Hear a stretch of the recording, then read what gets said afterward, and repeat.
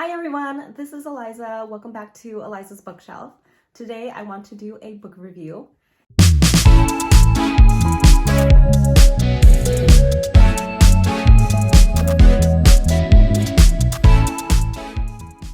The book that I want to review today is The No-Show by Beth O'Leary. I talked about this book briefly in my April wrap-up. It is my favorite book that I read that month and possibly my favorite romance of the year so far. So I want to spotlight it on its own. This is the first book that I read from Beth O'Leary, and she has a lot of books out already, namely The Flat Share, I think The Road Trip, and a couple of others. But this is the first one that I read from her, and I loved it so much. So obviously I'm trying to buy all of her books. I'm going to read The Road Trip next. But yeah, let's get into this. So obviously, being my favorite book last month, I gave this a 5-star. It really surprised me because I didn't know much going in. Reading about it, it seemed like a new take on contemporary romance. I didn't hear anything about this so far, but basically you have this guy who seemingly stands up 3 women on the same day, Valentine's Day. So I actually don't know who's who, but let's say this is Siobhan, this is Miranda, and this is Jane. So those are the 3 women that he stands up.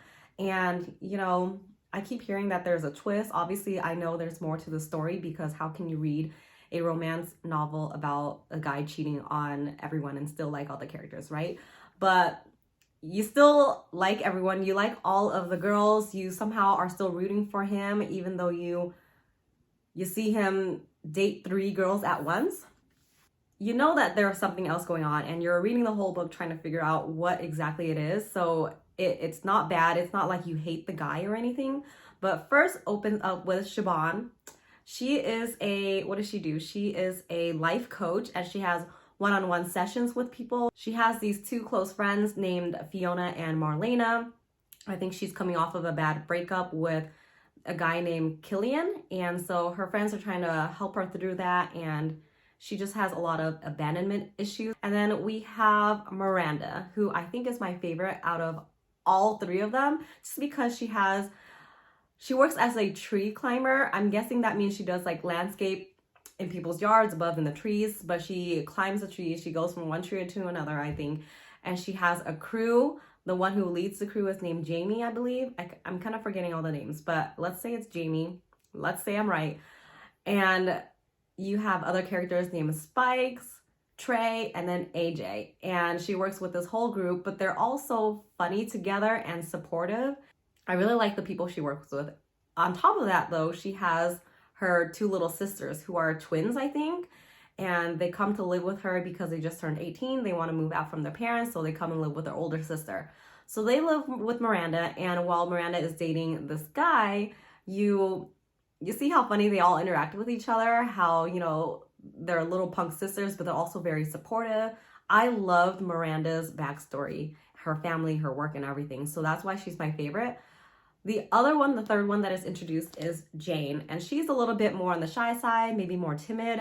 They meet at a bakehouse, a bakery, I think, something. But they bond over their love of books. And over time, you know, they have that close relationship. I don't want to go into too much about her. She does have her own close friendships too. Everything ties together at the end. So I'm not going to spoil too much, but I think it was just so great how in the end, when the mystery is revealed, you think back about what you read and think, oh, that's why it happened.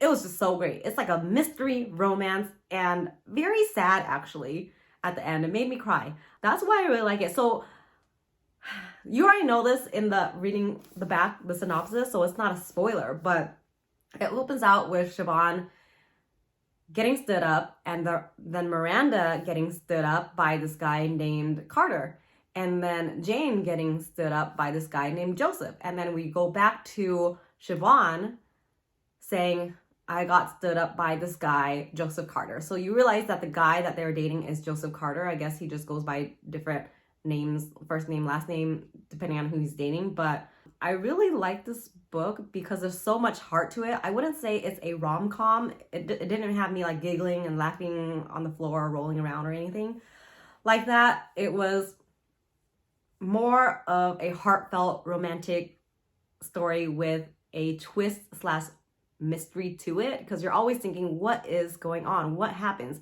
And the closer you get to the end, the more things that are revealed where you are figuring out, okay, this probably happened, but there's still this aspect. What is the next step that is going to pop up? Anyways, I don't know if I'm saying that okay, but the reason why I loved it so much is because you see how much Joseph Carter grows throughout this whole book. And in the end, you know, he's just trying to be happy. And that's all everyone wants in life, I think. I mean, that's what I want in life. So I'm just assuming everyone wants the same thing in life. So in summary, this book is the greatest book that I've read this year. I don't know. I'll have to check. But it's definitely the greatest romance that I've read this year. I don't know if that's saying a lot. But I like this so much. I really recommend it to anyone who loves romance, who loves contemporary romance, any type of romance. Just read it. All right, well, I hope you like this mini review. I'll see you guys next time. Bye.